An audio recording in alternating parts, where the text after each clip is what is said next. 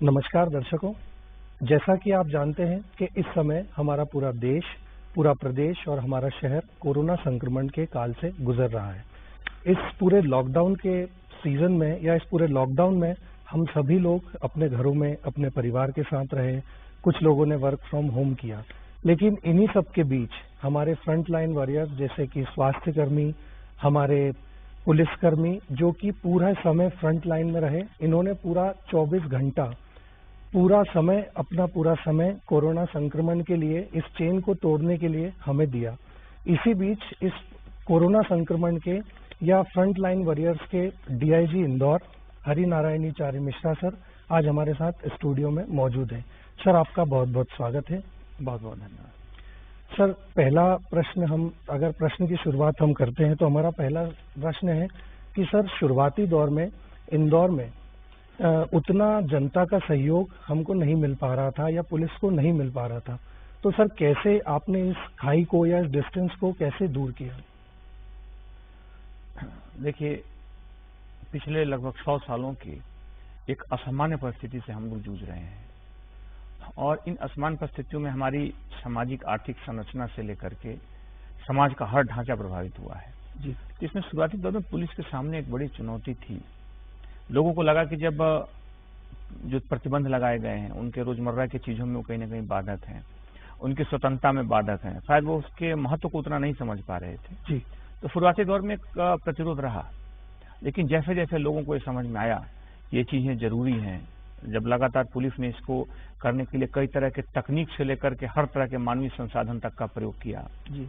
आपने देखा होगा कई इनोवेटिव तरीके इजाद किए गए, जैसे कि पुलिस ने ऐसे वाहन चलाए जिसमें कोई व्यक्ति यमराज का वेश में और लोगों को संदेश दे रहा है। कुछ ऐसी छोटी छोटी सोशल मीडिया के मैसेजेज 1-2 मिनट के पुलिस ने किए, नुक्कड़ नाटक का सहारा लिया, अपनी जो गाड़ियां जाती हैं उन गाड़ियों में इस तरह के लोगों को जागरूक करने वाले संदेश दिए। तो इसका एक बड़ा सकारात्मक असर रहा, लोगों तक ये बात पहुंची कि और फिर ये भी पहुंची कि हमारे जो जवान हैं ये लोगों के लिए ही कर रहे हैं। हमारे खुद 50 से ज्यादा जवान बीमार हैं, 2 हमारे टीआई और कई 2 शहीद हो गए इस पूरे लड़ाई में।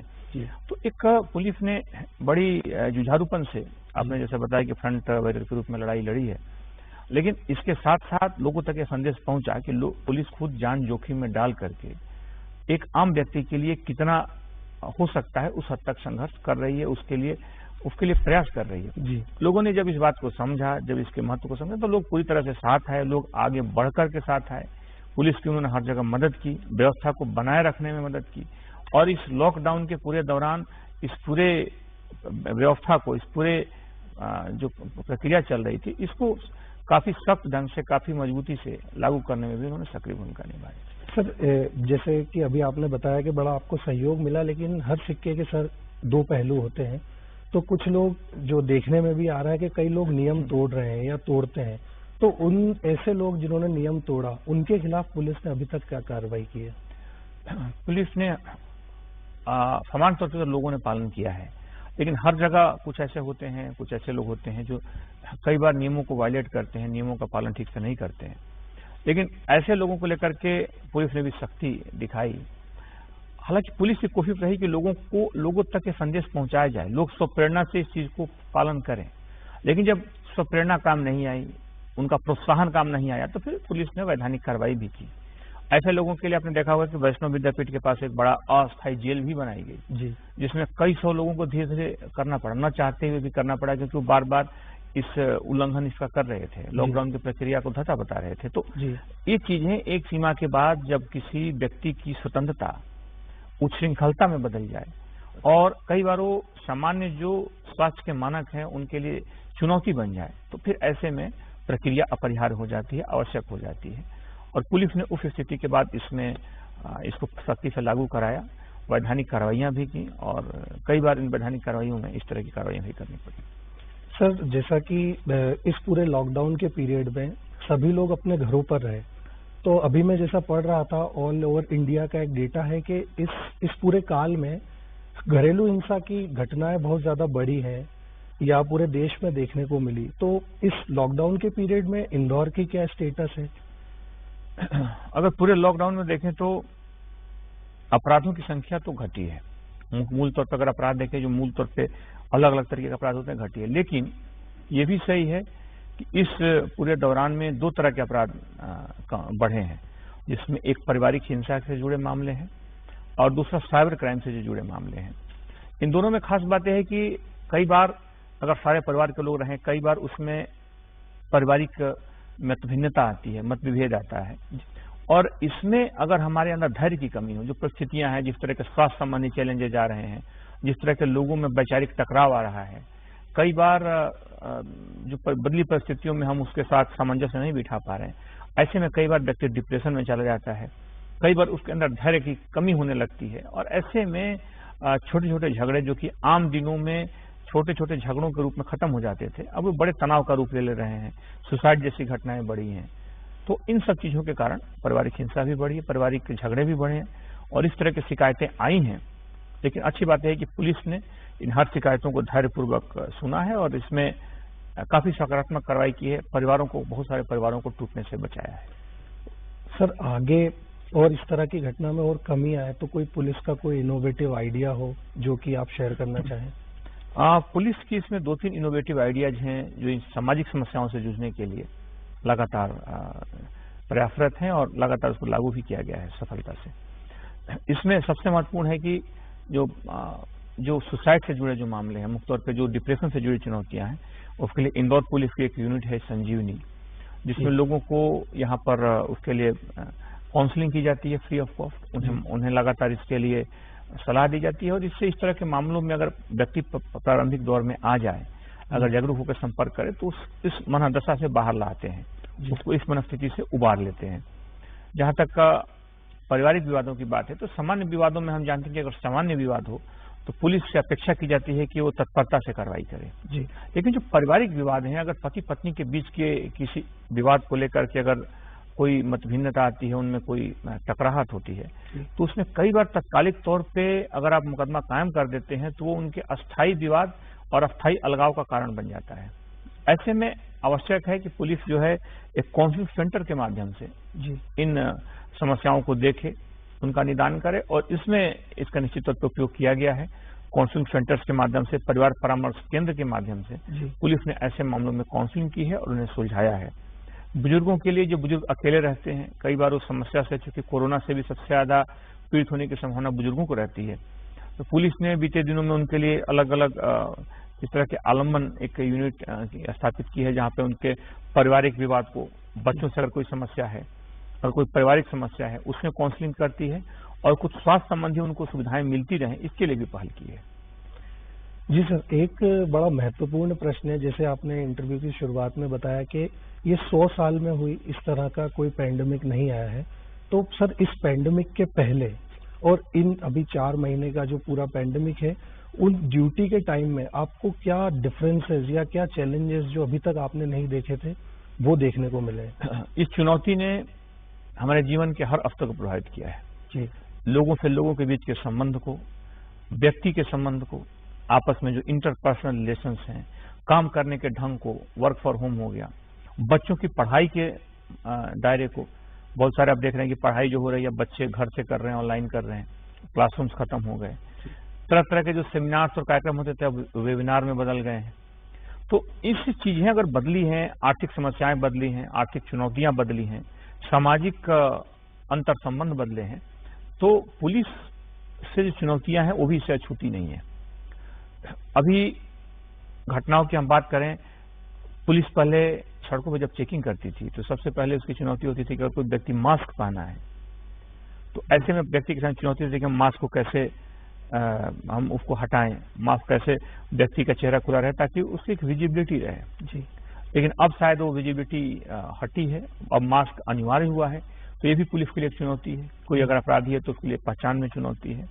इसके अलावा जिस तरह की आर्थिक चुनौतियां आएंगी, कोई बेरोजगारी बढ़ती है, अगर किसी भी तरह की नौकरियों पे समस्या आती है, अगर किसी भी तरह के कोई व्यक्ति बाहर से आता है बड़ी संख्या में जो बाहर काम करने वाले हैं, तो ये सारी जो आर्थिक सामाजिक जो चीजें हैं, आर्थिक सामाजिक जो घटक हैं, अगर ये होते हैं हमारे आसपास तो उसका सीधा असर अपराधों पर पड़ता है जी। और पुलिस की जो सामने चुनौतियां हैं उन पर पड़ता है। हालांकि पुलिस ने इन सारे चुनौतियों से निपटा है। पुलिस इन सारी चुनौतियों को लेकर के सक्रिय है, लगातार इसको लेकर के कार्रवाइयां शुरू कर दी है, प्रिवेंटिव कार्रवाइयां शुरू कर दी है। 15-20 दिनों में बड़ी संख्या में अपराधियों के विरुद्ध कार्रवाई की गई है, तो इसका एक सकारात्मक असर रहा है। और मुझे लगता है कि इस सकारात्मक असर के कारण ही पुलिस ने लगभग हर अपराधी और हर बढ़ते अपराध पर कड़ी कार्रवाई की है, एक सख्त कार्रवाई की है और अच्छा शिकंजा कसा है। जी सर, एक कोरोना जैसी ये कोरोना बड़ी कॉन्टेजियस बीमारी है सर, तो पुलिस हमेशा फ्रंट लाइन में रही, 24 घंटे आपने काम किया। तो आपकी जो फौज है, जो इंदौर पुलिस की पूरी फौज है, उसको इस बीमारी से बचाने के लिए क्या पुलिस के लोगों के लिए, पुलिस पर्सनल्स के लिए आपने क्या महत्वपूर्ण कदम उठाए? इसमें 50 से ज्यादा जवान संक्रमित हुए, जैसा मैंने बताया। और इसमें यह भी सही है कि इन जवानों के साथ साथ चूंकि सड़क पर रहते हैं, एक हमेशा ऐसी जगह पर जहाँ लोगों से इंटरेक्शन का लेवल बहुत ज्यादा है। लेकिन मेरा ये मानना है कि इसके साथ साथ ये भी आवश्यक है कि हम जवानों को भी उतना ही सुरक्षित रखें। समान तौर पे जो चीजें हो सकती हैं उनको सुरक्षित रखने के लिए तरह तरह के उनको चाहे चिकित्सा सुविधा उपलब्ध कराना। चिकित्सा सुविधा के लिए हमारे अपने कार्यालय में एक अतिरिक्त पुलिस अधीक्षक स्तर के अधिकारी को नियुक्त किया है, जो पूरे जिले को कोऑर्डिनेट करते हैं।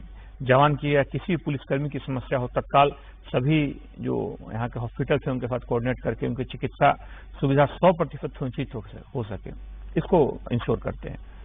इसके साथ साथ अगर हम देखें तो हर दवा की बात हो या फिर किसी भी तरह की जो किट हैं, पीपी किट जैसी जो चीजें हैं, या फिर जो छोटी छोटी चीजें हैं, जो सैनिटाइजर या फिर मास्क या फिर मॉस्किटो किट या ऐसी चीजें जो हमारे जवान की छोटी चीजें हैं लेकिन जवान के स्वास्थ्य को प्रभावित कर सकती हैं, चाहे शुद्ध पानी हो, इन सारी चीजों को हम लोगों ने इंश्योर किया है कि हर जवान तक, हर पॉइंट तक पहुंचे, लगातार उन तक इसकी उपलब्धता बनी रहे, चाहे विटामिन सी की गोलियां हो, चाहे जिंक की अवेलेबिलिटी हो, हर चीज को हम लोगों ने इसमें काफी ध्यान दिया है।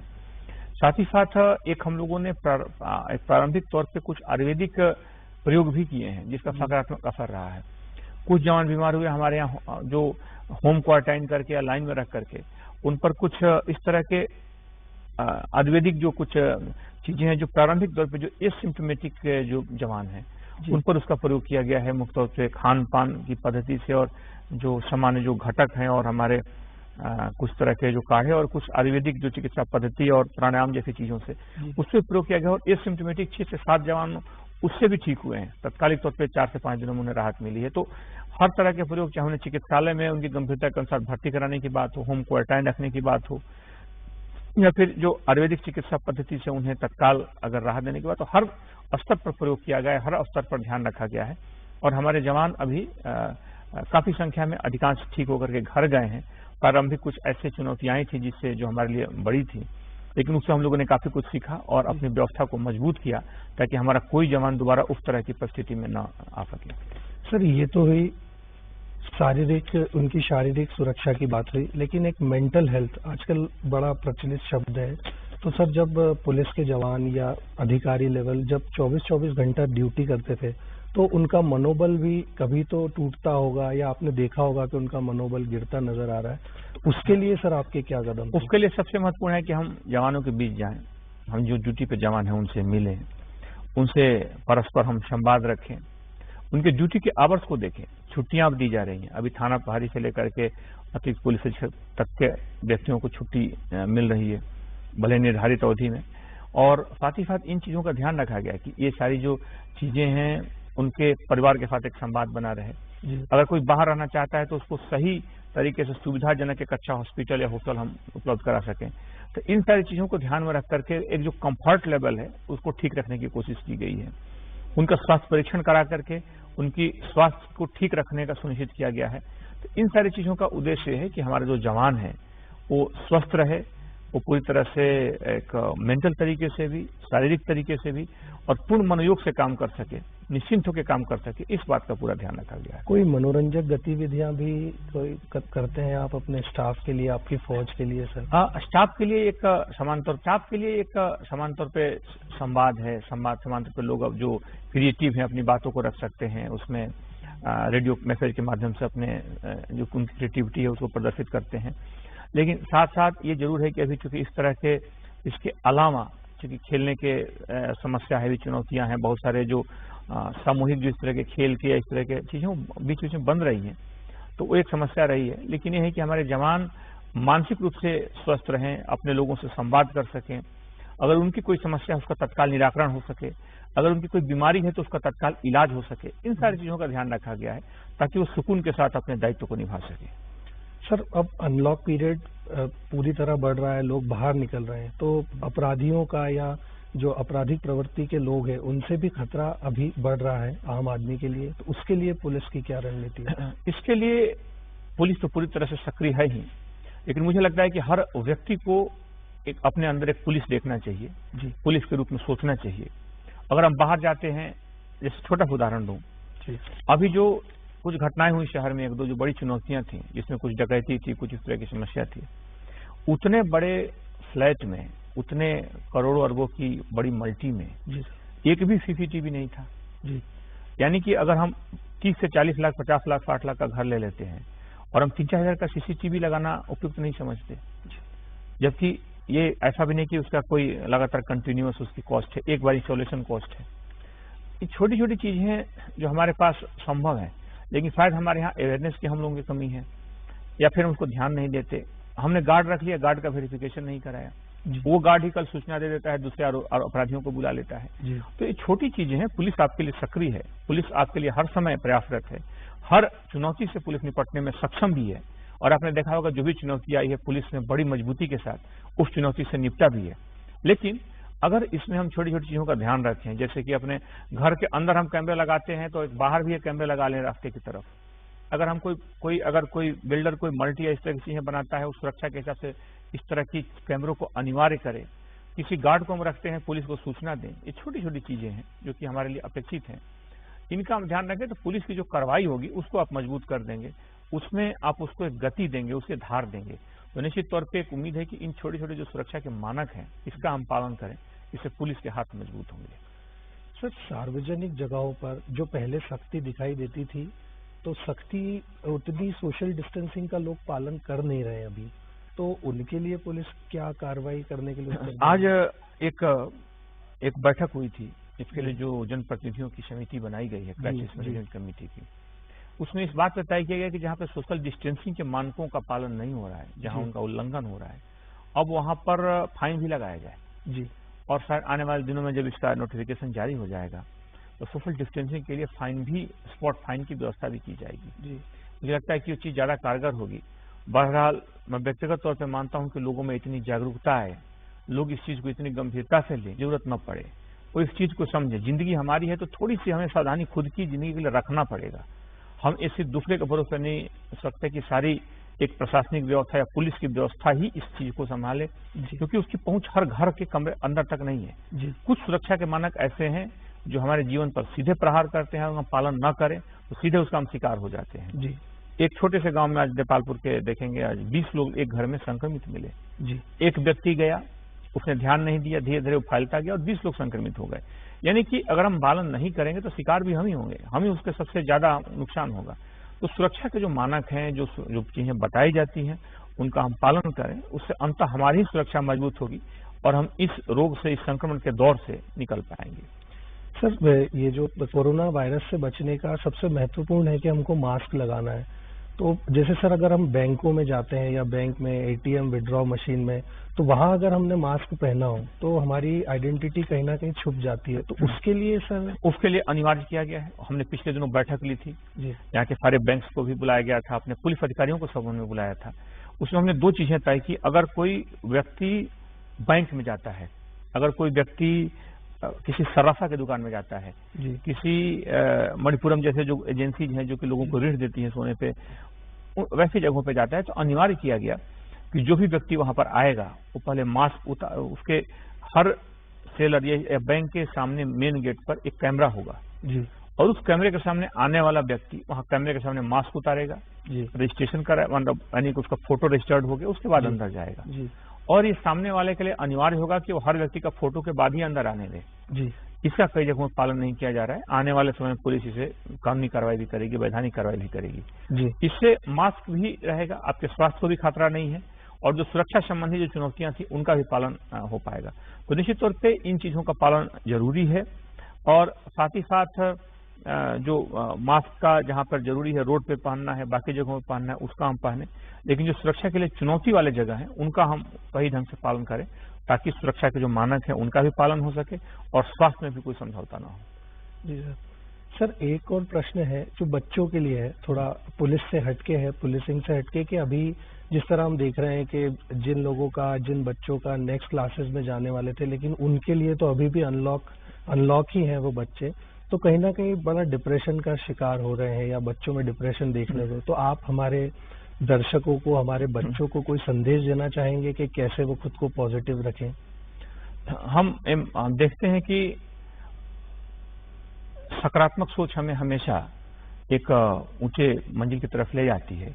एक व्यक्ति ने कुछ दिनों पहले एक पार्टी दी, कुछ लोगों को बुलाया, अपने मित्रों को जी, और उसने ये बुलाया कि लोगों ने पूछा कि किस खुशी में पार्टी दी गई, तो उसने एक कार दिखाई, उसकी 50 लाख की एक कार टूटी हुई थी और उसमें तो लोग बड़े हैरत में पड़े कि भाई कार टूटी हुई है, तुम्हें तो दुखित होना चाहिए, आखिर तुमने पार्टी ऐसी क्यों दी? अच्छा। तो उसने बताया कि नहीं, आपको मालूम होना चाहिए कि जो कार पूरी तरह टूट गई है उसको चलाने वाला ड्राइवर मैं था। अच्छा। तो कार तो टूट गई लेकिन मैं बच गया, इस खुशी में मैंने दिया है। जी। यानी चीजों को देखने का नजरिया होता है। अगर हम चीजों को, एक ही चीज को हम सोचें कि हम उसको नकारात्मक तरीके से भी ले सकते हैं और उसी चीज को हम सकारात्मक तरीके से भी ले सकते हैं। जी। न तो सकारात्मकता का कोई अंत है और न नकारात्मकता का कोई अंत है। जी। हम जिस दिशा में आगे बढ़ना चाहेंगे उस दिशा में, उस मनस्थिति में पहुंचेंगे। तो यह हमें एक सकारात्मक ढंग से, सकारात्मक सोच के साथ आगे बढ़नी चाहिए। ये चुनौती जो है ये अस्थायी है, आने वाला समय आएगा जब कुछ दिनों में चुनौती हटेगी, हम पुराने रोजमर्रा के चीजों में लौटेंगे, लेकिन हमें इस चीज से हार नहीं माननी है, निराशा में नहीं डूबना है। हमें लगातार सकारात्मकता से आगे बढ़ना है, लगातार एक पॉजिटिविटी से आगे बढ़ना है और ये चीज हमें मजबूत करेगी और वही समाज, वही राष्ट्र पूरी तरह से आगे बढ़ता है जो बदली हुई परिस्थितियों में अपने को ढाल लेता है। जो अगर नहीं ढाल पाता, आप देखिए डायनासोर जैसी प्रजातियां अपने को परिस्थितियों में नहीं ढाल पाई तो उनका अस्तित्व मिट गया।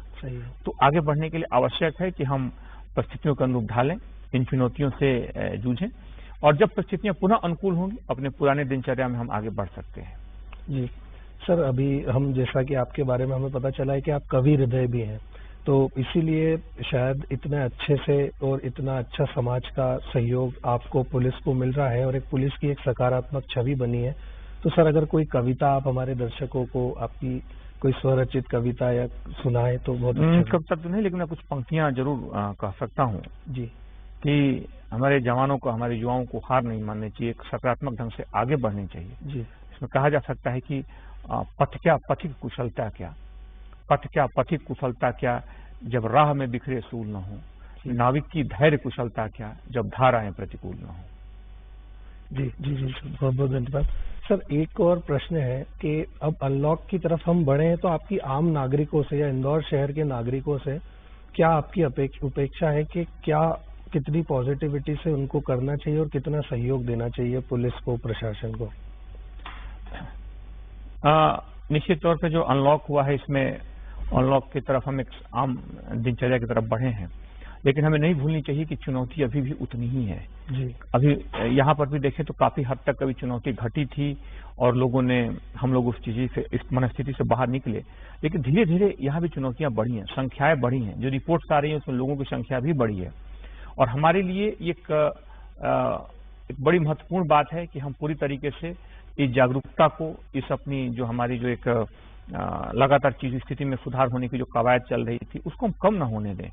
अगर हम सुरक्षा के मानकों का पालन नहीं करेंगे, सोशल डिस्टेंसिंग का पालन नहीं करेंगे, सैनिटाइजर जैसे चीजों का यूज नहीं करेंगे, अगर हम सब्जी लाते हैं, दूध लाते हैं, उन चीजों को भूल जाएंगे कि लाने से पहले हमें क्या सुरक्षा संबंधी ध्यान रखना है, सुरक्षा संबंधी मापदंडों का पालन करना है, तो धीरे धीरे हम पुनः उसी दुष्चक्र में फंस जाएंगे। इसलिए कुछ इसमें परिवर्तन भी किए जा रहे हैं। ये भी किया जा रहा है कि धीरे धीरे कैसी स्थितियों को बदले और मुझे लगता है कि सभी लोगों को इन मुद्दे हैं, जो स्वास्थ्य संबंधी जो मानक हैं, जो संस्था निर्देश जारी किए जाते हैं, उन चीजों का ठीक से पालन करें, सतर्कता से पालन करें और तभी जाकर के इस परिस्थिति से जल्दी हम निकल करके बाहर आ सकेंगे। सर एक प्रश्न और है कि ये जो कोविड का संक्रमण है, ये इंदौर में किसी विशेष क्षेत्रों तक सीमित है या मतलब किन एरियाज में सबसे ज्यादा है जहां लोगों को बड़ी सतर्कता, जिससे हमारे दर्शक जान पाए जब वो शहर में घूमें, या शहर में है तो कितनी उसको सावधानी बरतनी अगर शहर में हम देखें तो अभी 29 कंटेनमेंट जोन्स हैं जी। लेकिन मैं कहना चाहूंगा कि जिस तरीके से इसकी रफ्तार बदली है जी, जिस तरह अब प्रतिबंध नहीं है जो दूसरे शहर से आ रहे हैं जी, जो बसों से आ रहे हैं जो दूसरे शहरों से आ रहे हैं, तो चीजें को हम मान के चलें कि मैं सतर्कता हर जगह रखनी है। जी, कंटेनमेंट जोन्स अलग हैं। हम जानते हैं कि शुरू में जो इस शहर में कुछ इलाकों में बढ़ा था जिसमें चंदन नगर खजराना जैसे इलाके सबसे ज्यादा जहां से प्रभाव हुआ, फिर कोतवाली के कई इलाके थे, धीरे धीरे शहर के अन्य भागों में भी फैला। जी, अभी MIG के नेहरू नगर से लेकर रुस्तम के बगीचे जैसे इलाकों में भी फैला है। जी। लेकिन अब संक्रमण का दौर शहर से लेकर गांव तक हर जगह कमोबेश देखने को मिला है। जी, ऐसे में आवश्यक है कि हम इस संक्रमण के दौर में सावधान रहें, बजाय हम इस तरह से समझें कि अगर कांटे फैले हैं चारों तरफ जी, तो हम दुनिया के हर कांटे को नहीं हटा सकते। जी, बेहतर है कि हम पांव में जूते पहनकर निकलें। सुरक्षा का सबसे बेहतर मापदंड है। जी, यानी कि हम ये देख करके कि कहाँ कहाँ पे स्थितियां हैं और वहां सावधान रहें। मुझे लगता है कि हमें मास्क पहने, हम निश्चित तौर पे सैनिटाइजर्स का प्रयोग करें, हम इन सोशल डिस्टेंसिंग का पालन करें। ये चीजें छोटी हैं, आसान हैं, अगर हम सावधान रहें तो पालन करें तो बहुत हद तक इन चीजों से या जो चुनौतियां हैं इससे बच सकते हैं। सर जैसा आपने बताया इंदौर में 29 के लगभग कंटेनमेंट जोन है, तो सर कंटेनमेंट जोन के नियम और जहां पर पूरी तरह अनलॉक है वहां क्या नियमों में अंतर है जो आम नागरिकों को समझना चाहिए? कंटेनमेंट जोन्स में अभी भी जहां पे संक्रमण ज्यादा रहा है, जहां पर हालांकि अगर किसी इलाके में अगर 21 से 28 दिनों तक कोई नया केस नहीं आता है तो कंटेनमेंट जोन से उसे बाहर कर दिया जाता है, जी, यानी कि उसकी बैरिकेटिंग खोल दी जाती है, लोगों को स्वतंत्र एक तरह से जीवन यापन मिलता है। लेकिन जो कंटेनमेंट जोन में हो उनके लिए कुछ प्रतिबंध है, उनके मूवमेंट पे कुछ प्रतिबंध है, उस इलाके में जो बाहर के लोग जाएंगे उन पे कुछ प्रतिबंध है। साथ ही साथ वो कई जगहों पे उन लोगों के जाने पर भी प्रतिबंध है जो कंटेनमेंट जोन्स हैं, जी, क्योंकि अगर खास इलाके में कुछ कंटेनमेंट जोन्स में अगर लोग संक्रमित हैं तो उनसे संक्रमण फैलने की रफ्तार और संभावना ज्यादा होती है। जी, तो इस बात का ध्यान रखा गया है। लेकिन अब धीरे धीरे कंटेनमेंट जोन की संख्या कम हो रही है, लेकिन हमें ध्यान रखना होगा कि कंटेनमेंट जोन के अलावा भी अब सतर्कता, चूंकि अब प्लेन से विमान से लोग बाहर से आ रहे हैं, बसों से लोग आ रहे हैं, इंटर बॉर्डर से दूसरे स्टेट के साथ खुली हुई हैं, जी, लोगों का एक अबाध प्रवाह है, सामान्य प्रवाह है दूसरे शहरों में, तो ऐसे में कंटेनमेंट जोन जैसी बातें थोड़ी सी अब बहुत ज्यादा मायने नहीं रखती। उससे ज्यादा मायने है कि हम हर जगह जा रहे हैं, एक सुरक्षा के मानकों का पालन करें और सतर्कता से रहें। सर एक और बड़ा प्रश्न है, साधारण सा प्रश्न जो उठता है कि अब अबाध्य लोग एक स्टेट से दूसरे स्टेट में घूम रहे हैं या जा रहे हैं, तो इससे कोरोना संक्रमण का खतरा बहुत बड़ा है। तो इसके लिए कोई जांच है या कोई बाहर के स्टेट से आता है या कोई गांव में जाता है तो कोई जांच की तकनीक यहाँ पर व्यवस्था की गई है। अगर कोई व्यक्ति वायुयान से आता है जी, तो उसके जरूरी अनिवार्य किया गया है कि वो अपने घर पर होम क्वारंटाइन रहे 1 सप्ताह। जी, जहां तक कोई विदेशों से जो आता है जी, उसको भी लगभग 14 दिनों तक होम क्वारंटाइन किया जा रहा है।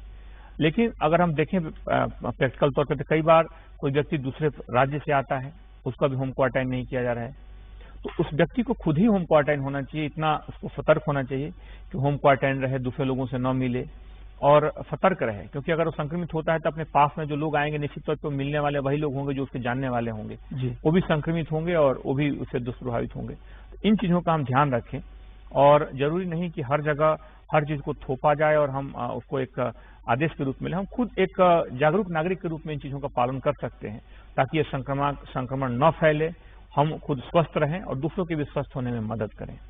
जी सर।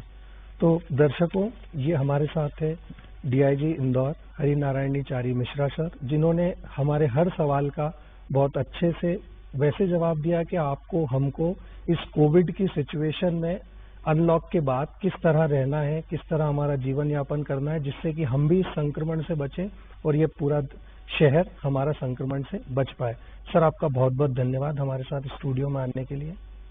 बहुत बहुत धन्यवाद। आपने सारी बातों पे बहुत सारी ऐसे सवाल पूछे जो बड़ी रोचक थी और मुझे लगता है कि उन बातों को रखने का एक बड़ा बेहतर मंच मिला।